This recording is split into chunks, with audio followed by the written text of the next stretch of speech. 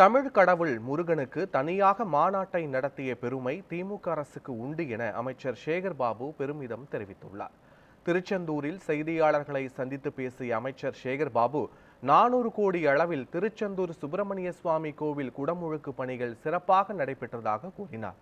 திமுக ஆட்சியில் 124 முருகன் கோவிலுக்கு குடமுழுக்கு நடத்தப்பட்டுள்ளது என்றும் 5 லட்சத்திற்கும் மேற்பட்ட பக்தர்கள் திருச்செந்தூர் குடமுழுக்கில் பங்கேற்றுள்ளனர் என்றும் தெரிவித்தார். மேலும் திருச்செந்தூர் முருகன் கோயிலை அனைத்து வசதிகளும் கொண்ட கோயிலாக மாற்றி காட்டுவோம் என்றும் அவர் கூறினார். எந்த ஆண்டும் இல்லாத அளவிற்கு இந்த ஆண்டு சிறப்போடு இந்த தேர்பவனி நடைபெறும் என்பதை தெரிவித்துக் கொள்கிறோம்.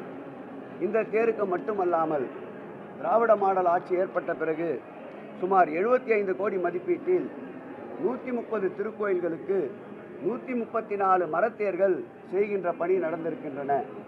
இதில் 70% மரத்தேர்கள் தேர்கள் பக்தர்களுடைய நேர்த்திக் கடனுக்காக வீதி உலா விடப்பட்டிருக்கின்றது.